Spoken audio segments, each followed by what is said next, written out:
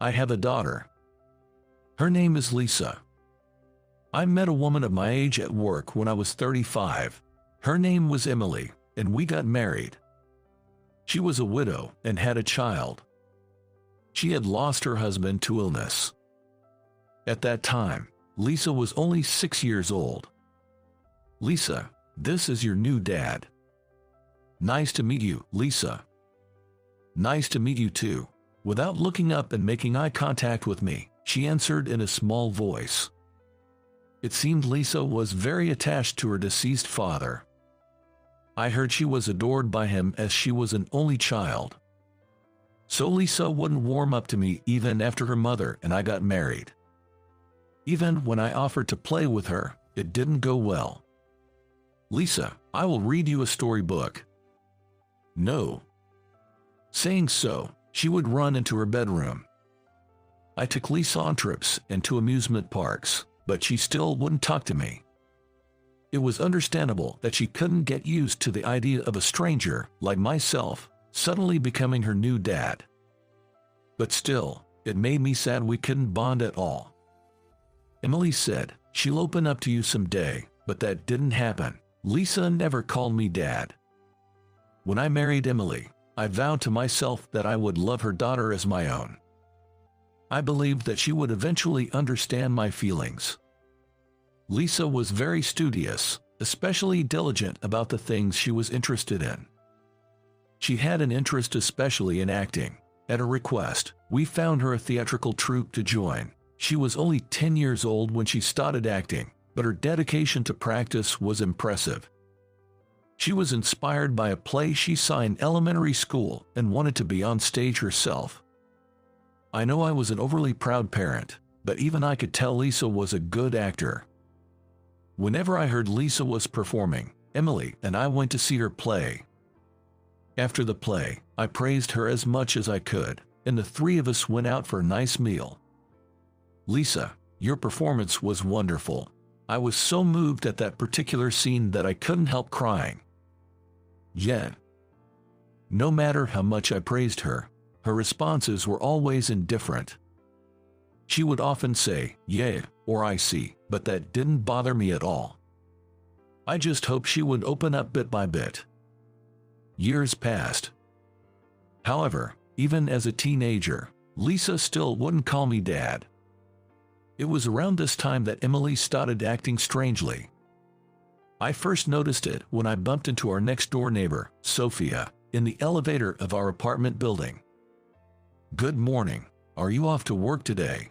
You know, we're not as well off as your family is. I see your wife always leaves in the early afternoon, dressed up nicely. Maybe she's going for a fancy lunch." I don't know. That night, I mentioned this to Emily, and she looked guilty for some reason. After that, she started avoiding me. She started coming home late under the pretext of doing overtime, and always smelt of alcohol. She wouldn't listen to my concerns, and I realized she had changed a lot. Lisa, meanwhile, continued to focus on her theater practice, ignoring her mother's behavior. When Lisa turned 15, Emily suddenly told me that she wanted a divorce. Apparently, she was attracted to someone at her workplace. I had sensed she didn't have feelings for me anymore. Staying together in such a state was only painful for both of us. In fact, I didn't even want to live with someone who was so selfish. I said, "I understand," and we both agreed to end our marriage amicably. Even though I knew the answer, I asked Lisa anyway, "Who do you want to live with, Mom or myself?" Without hesitation, she said, "Mom." Long story short, Emily and Lisa left, and I later heard Emily remarried. I wondered what my life was all about and felt like a complete failure as a husband and father. I spent my days blaming myself for everything that had happened. But after a year or so, the emotional pain of divorce subsided, and surprisingly I found myself recovering from it. Time was indeed a healer. A decade flew by, and I lost contact with Emily and became estranged from Lisa. I lived a simple life, not getting deeply involved with women. Being single wasn't so bad. I consoled myself with such thoughts. One day, I happened to see something totally unexpected. Coming home after working overtime, I just wanted to relax. I was watching TV, having a few beers. A play by a theater troupe was broadcasted. I used to go and watch plays, and I thought of Lisa. I wondered how she was doing.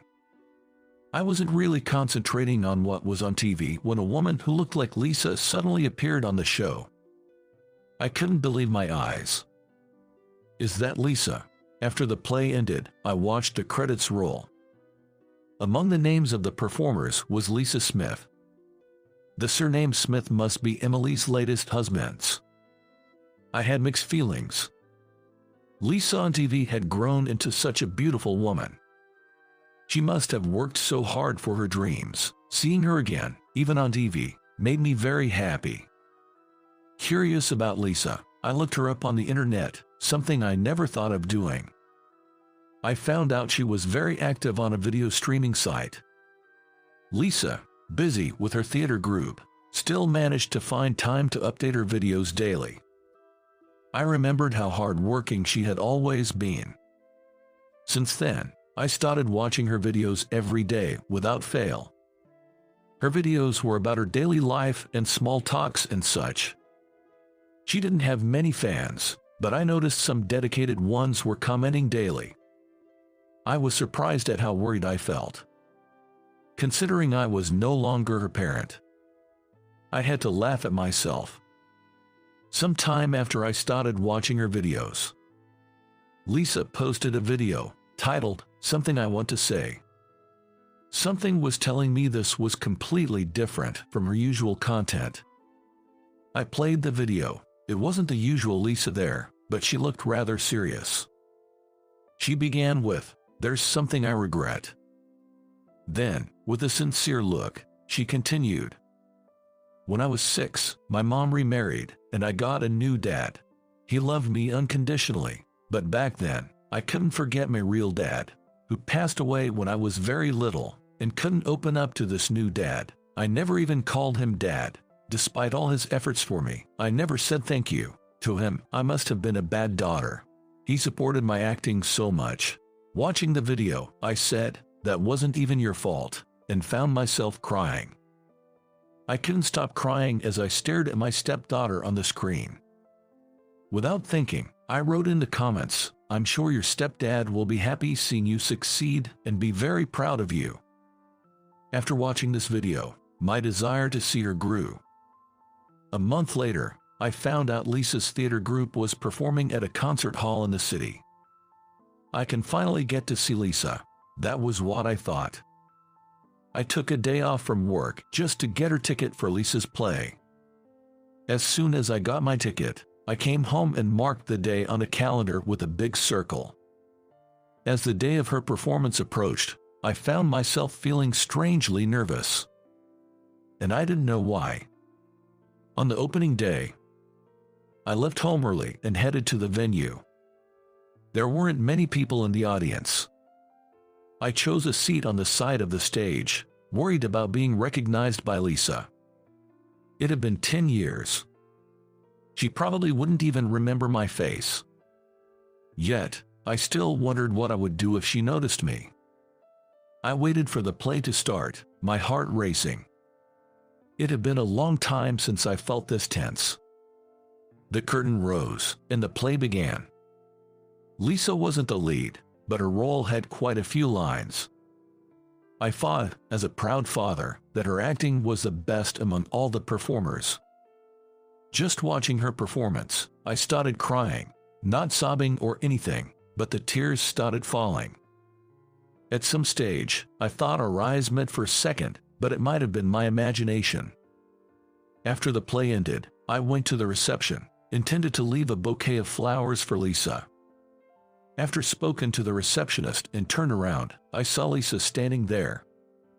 I got so nervous I was unable to speak for a while. Finally, I managed to say, "Hey, long time no see, you were amazing." Lisa smiled and said, "You came. Thank you. I just happened to find out your troupe was performing. I stumbled over my words nervously. We stood there, smiling at each other, speechless. Then, someone from her troupe called her from afar, and she replied loudly, "I'll be right there." Lisa then asked, "If you have time, can we talk a bit? Could you wait for me?" "Of course," I replied. About 20 minutes later, Lisa came back with her belongings, holding the bouquet I had given her. She looked extremely happy. We walked to a nearby cafe. After some trivial conversation, as we started to feel more comfortable, Lisa began to speak. Looking down, I grew concerned at her sad expression and asked, "What's wrong?"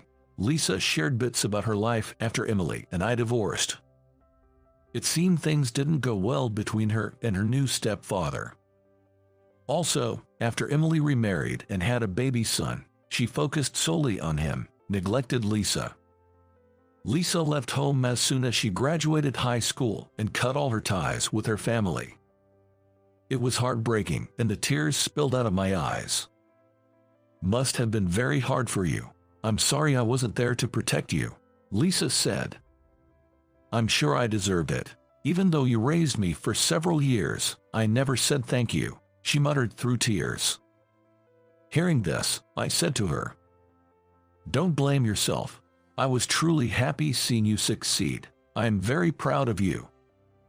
I realized I was repeating the same words I wrote in her video comment. Lisa looked surprised, then smiled. "I still think of you as my daughter, Lisa. It doesn't matter to me that we're not biologically related. If you ever need anything, don't hesitate to ask me. I'll do anything I can to help you." For some reason, I felt a bit embarrassed after saying that.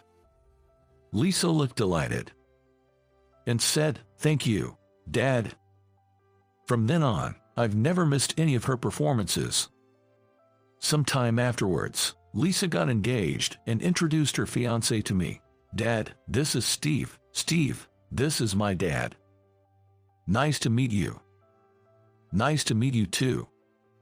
Steve was a senior member of her troupe and seemed like a fine young man. He said he fell for Lisa, seeing her giving 100% in everything she did. I thought he was truly a right man for her. All three of us started going out for drinks, and it felt as if I suddenly became a father of 2 children. I heard Emily, my ex-wife, was having troubles with her current husband. She was caught having an affair. She brought it on herself, though. "You're my only dad," Lisa said to me, as she handed me my lunch she made. Lisa looked me in the eye and smiled warmly. From now on, I will always want to be there for Lisa, protecting her as a father.